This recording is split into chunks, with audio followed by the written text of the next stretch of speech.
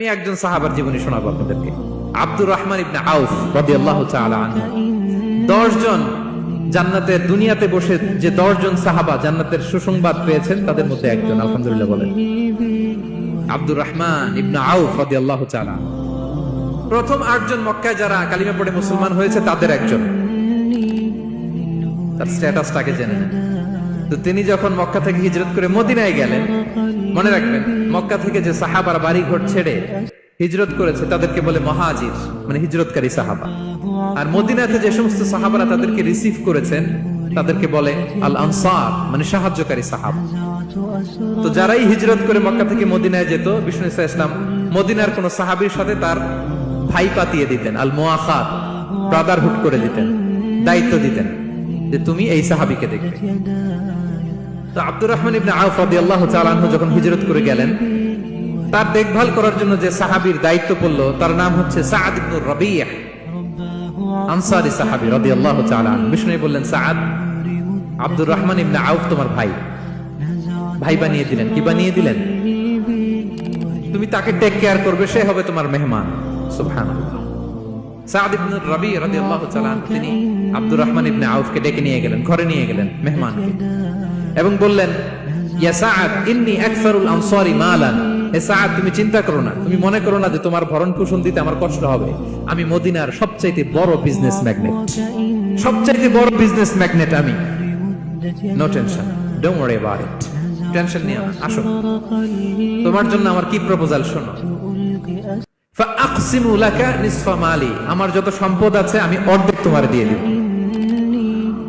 সুবহানাল্লাহ। এত আসতে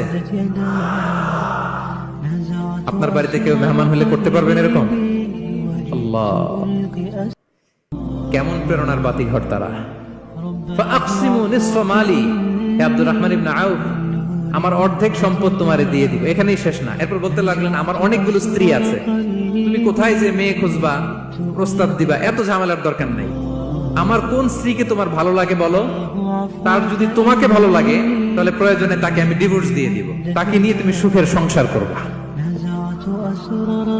আল্লাহু আকবার, আল্লাহু আকবার। অর্ধেক সম্পদ দিয়ে দিব, আমার একাধিক স্ত্রী আছে, কাউকে যদি তোমার পছন্দ হয় এবং সেও যদি তোমাকে পছন্দ করে প্রয়োজনে তাকে ডিভোর্স দিব। New life, new career, just go on. আমরা এই সুযোগ পেলে কি করতাম? সাথে সাথে অর্ধেক সম্পদ নিয়ে নিতাম, ঠিক কিনা? আব্দুর রহমান ইবনে আউফ প্রেরণার বাতিঘর। উনি কি করলেন? উনি বললেন, লা হাজাতা লি ফি যালিক। আমার ভাই, তুমি যে বলছো সাআদ ইবনে রাবি, তুমি যে এত চমৎকার প্রপোজাল দিয়েছো, এতেই আমি খুশি, তোমার কোনো কিছুর আমার দরকার নাই। বারাকাল্লাহু লাকা ফি আহলিকা ওয়া মালিক, আল্লাহ তোমার সম্পদে বরকত দেখ, আল্লাহ তোমার পরিবারেও বরকত দেখ।